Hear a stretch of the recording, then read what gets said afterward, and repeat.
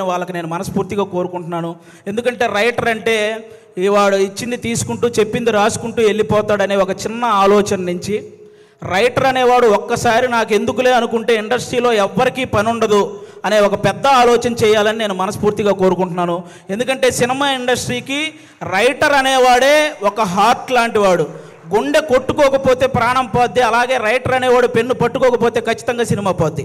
అందుకే రైటర్లందరినీ ఒక్కసారి సినిమా ఇండస్ట్రీలో ఉన్న రైటర్లందరినీ గ్యాదర్ చేసి వాళ్ళ కష్టసుఖాలు తెలుసుకొని వాళ్ళకు ఒక నూతన ఉత్సాహాన్ని ఇస్తే ఆటోమేటిక్గా మంచి సినిమాలు వస్తూ ఉంటాయి. ఎందుకంటే 1000 కోట్లకు సంబంధించిన వారణాసి లాంటి ప్రాజెక్ట్ రాయగలిగిన రైటర్లు కూడా మన దగ్గర ఉన్నారు. కానీ కనీసం వాళ్ళ అమ్మకి 1000 రూపాయల మందులు కొనుక్కునే స్థితి కూడా లేక వాళ్ళ టాలెంట్ అలాగే వెనకబడిపోతూ ఉంది. అలా రైటర్స్ అందరినీ ఒక్కసారి గ్యాదర్ చేసి వాళ్ళకు ఒక నూతన ఉత్సాహం ఇవ్వాలని సినిమా ఇండస్ట్రీ పెద్దవాళ్ళందరికీ నేను ఒకసారి మనస్ఫూర్తిగా కోరుకుంటున్నాను. అలాగే మీరందరూ గమనిస్తే ఆల్మోస్ట్ సంవత్సరానికి 150-200 సినిమాలు రిలీజ్ అయితే పట్టుమని 10 సినిమాలు కూడా ఆడట్లేదు సినిమా ఇండస్ట్రీలో.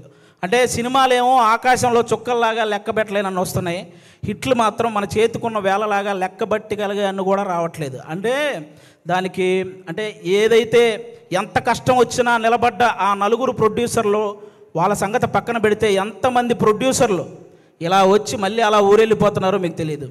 అంటే కొన్ని 100 కోట్ల నష్టం అవి భరించలేక మళ్ళీ తెచ్చుకున్న పరువును కాపాడు కోసం ఆ ఇస్త్రీ చొక్కాలు వేసుకొని ఈఎంఐలు కడుతూ ఉన్న ప్రొడ్యూసర్లు ఇంకా చాలామంది ఉన్నారు.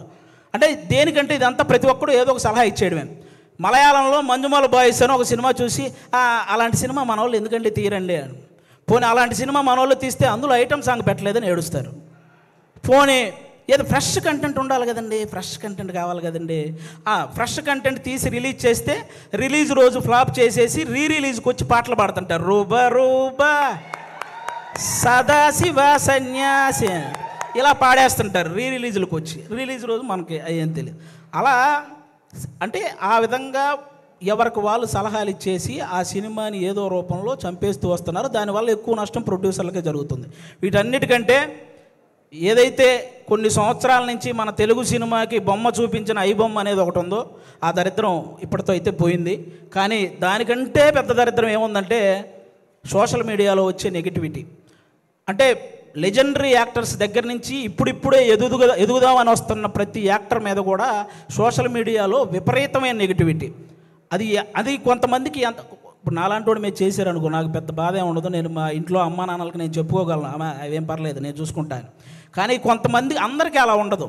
కొంతమంది వాళ్ళ పేరెంట్స్ సెన్సిటివ్ అయి ఉండొచ్చు, ఆ పర్టికులర్ యాక్టర్ సెన్సిటివ్ అయి ఉండొచ్చు.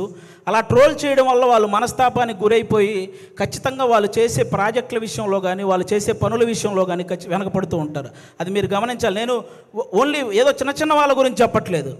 మన తెలుగు సినిమాని ఆల్మోస్ట్ మన దేశాన్ని తలెత్తుకునేలా చేసిన రాజమౌళి గారు లాంటి వాళ్ళే ఒక పోస్టర్ వదిలితే దాని మీద ట్రోల్ చేసి ఆయన్ను కూడా తలదించుకునేలా చేస్తున్నాం. అరే ఒక అనుకున్న ఈవెంట్లో అనుకున్న టైం ప్రకారం ఒక గ్లిమ్స్ ప్లే అవ్వలేదని ఎమోషనల్ అయ్యాడు. అంటే ఆయనకు ఆ సినిమా పట్ల ఉన్న హార్డ్ వర్క్ గురించి, ఆయనకు ఆ సినిమా పట్ల ఉన్న డెడికేషన్ గురించి మనం హ్యాట్స్ ఆఫ్ చెప్పాల్సింది పోయి అందులో కూడా ఏవో కారణాలు వెతుక్కొని ఎలాగోలాగ ట్రోల్ చేయాలి. అక్కడ తప్పు జరగలేదు అసలు. ఆయన బేసిక్గా నాకు రామాయణం మహాభారతం అంటే చాలా ఇష్టం అని చెప్పిన వ్యక్తి. అలాంటి వ్యక్తి ఎవరైనా రాముడి గురించి నాకు తీసే అవకాశం వచ్చిందని చెప్పిన వ్యక్తి.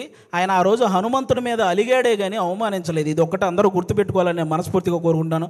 ఒకరు కాదు, సినిమా కోసం ఎన్టీఆర్ గారు సన్నబడితే ఆయన మీద ట్రోలింగ్, మన బాలకృష్ణ గారు మాట్లాడితే ట్రోలింగ్, అల్లు అర్జున్ గారు నవ్వితే ట్రోలింగ్, సాయి ధర్మ తేజ్ గారు యాక్సిడెంట్ అయ్యి ఆయనకు మాట్లాడడానికి ఇబ్బందిగా ఉంటే దాని మీద కూడా ట్రోలింగ్.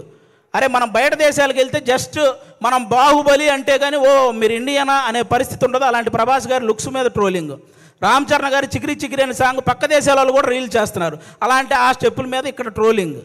ఒకరు కాదు, విజయ్ దేవరకొండ గారి మీద మన ఇండస్ట్రీ వాళ్ళే ట్రోలింగ్. అంటే ఒక వ్యక్తి ఇంకా అంతకు మించి ట్రోలింగ్ అంత మానసికంగా ఒక వ్యక్తిని కుంగవేయాల్సిన పనే ఉంది. ఇప్పుడు బాహుబలి, RRR, పుష్ప ఎలాగో ఒక వర్గానికి అర్జున్ రెడ్డి లాంటి సినిమా కూడా అలాగే.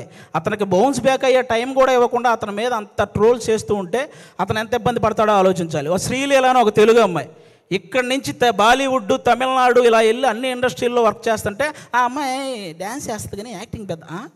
ఇప్పుడు భగవంత్ కేసరి అనే సినిమా నేషనల్ అవార్డు దృష్టికి వెళ్ళిందంటే బాలకృష్ణ గారి పర్ఫార్మెన్సు, అలాగే అనిల్ రావుపూడి గారి కథతో పాటు శ్రీలీల గారి పర్ఫార్మెన్స్ కూడా వన్ ఆఫ్ ద రీజన్ కదా. అలాంటి అమ్మాయిని అంత బ్లేమ్ చేయడం ఏంటి? ఒకటిగా మెగాస్టార్ చిరంజీవి గారి మీద డీప్ ఫేక్ ఏఐ వీడియోలు చేశారబ్బా. ఇంతకంటే దరిద్రం ఏమైనా ఉంటుందా? నాకు తెలిసి ఆయన రికార్డులు కొట్టిన పోస్టర్లు గోడల మీద పడేటప్పుడు ఆ ట్రోలింగ్ చేసినోడు వాళ్ళ అమ్మ కడుపులో కూడా పడి ఉండడు. అలాంటి వ్యక్తులు వాళ్ళు. ఆయన 3 దశాబ్దాలు 1వ నంబర్ పొజిషన్లో ఉన్నప్పుడు వీడికి అసలు ఒకటంటే ఇలా ఉంటుందని కూడా తెలియదు. మన తుఫాన్ వచ్చిన ఆయన సినిమాల కోసం మనం పరిగెత్తుకుంటూ వెళ్తున్నప్పుడు వాడికి నడవటం కూడా వచ్చి ఉండదు. అలాంటి వాడు వచ్చి మెగాస్టార్ చిరంజీవి గారి మీద ట్రోల్స్. అరే మెగాస్టార్ చిరంజీవి గారు ఒక స్టేట్కో ఒక క్యాస్ట్కో సంబంధించిన వ్యక్తి కాదు, ఒక దేశం గర్వించదగ్గ వ్యక్తి మెగాస్టార్ చిరంజీవి గారు. అలాంటి వ్యక్తి మీద ట్రోలింగా? ఈ ట్రోలింగ్ ఎందుకు, వీటి వల్ల సినిమా ఎందుకు చనిపోతుంది అంటున్నానంటే, నేను హీరోల మీద ట్రోలింగ్ చేయడం వల్ల, ఇంతమంది స్టార్ హీరోల మీద ట్రోలింగ్ చేయడం వల్ల రేపొద్దున తెర మీద వాళ్ళు హీరోయిజం చూపించినా అది చాలా కామెడీగా అయిపోతుంది నార్మల్ జనాలకు, చూసే వాళ్ళకి. అందుకే ఆ హీరోయిజం ఫెయిల్ అవుతుంది కాబట్టే సినిమాలు ఫెయిల్ అవుతున్నాయి.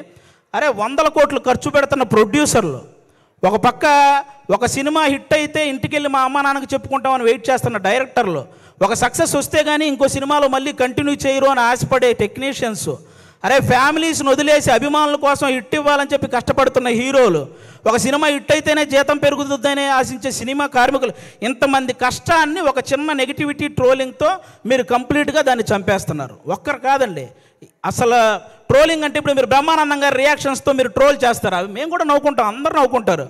కానీ ట్రోలింగ్ అనేది నవ్వుకునేలా ఉండాలి కానీ నవ్వుల పాలు చేసేలా ఉండకూడదని ఒకసారి ఆ చేసే వాళ్ళకి నేను మనస్ఫూర్తిగా కోరుకుంటున్నాను. అలా ఇంకెప్పుడూ కూడా ఇంతమంది లెజెండ్స్ ఎంతో సాధించి ఇక్కడ వరకు వచ్చారు, వాళ్ళని అంత ఈజీగా నెగిటివ్ చేసే ప్రయత్నం చేయకండి అని వన్స్ అగైన్ నేను మనస్ఫూర్తిగా కోరుకుంటున్నాను. అలాగే ఇప్పుడు వాళ్ళకి చెప్పేశాను కాబట్టి చాలు. అలాగే కొంతమంది ఇంకా రివ్యూవర్స్ ఉన్నారు, వాళ్ళకు కూడా కొంచెం చూసుకొని చెయ్యాలని వాళ్ళకి మనస్ఫూర్తిగా కోరుకుంటున్నాను. చాలామంది మంచి రివ్యూవర్స్ ఉన్నారు, సినిమా గురించి చాలా బాగా చెప్తారు, సినిమా గురించి బాగా చెప్పి ఈ సినిమా నచ్చితే మంచి హైప్ ఇస్తారు, నచ్చకపోతే ఇందులో ఈ నచ్చిన విషయాల కోసం మీరు వెళ్ళొచ్చు అని చెప్తారు. అలా చెప్తే చాలా బాగుంటుంది. అంతేగాని సినిమా మీద వెటకారం చేస్తూ రివ్యూలు ఇస్తుంటారు. వాళ్ళకి అర్థం కాని విషయం ఏంటంటే ప్రొడ్యూసర్లు ఎంత నష్టపోతున్నారో ఒకసారి ఆలోచించాలని మనస్ఫూర్తిగా కోరుకుంటున్నాను. ఇక మా ప్రేమంటే సినిమాలో, ముఖ్యంగా మా ప్రేమంటే సినిమాలో మా ప్రియదర్శి బ్రదర్ ఇందాక నాగ చైతన్య గారు చెప్పినట్టే వర్స్టైల్ యాక్టర్, అసలు మామూలుగా కాదు.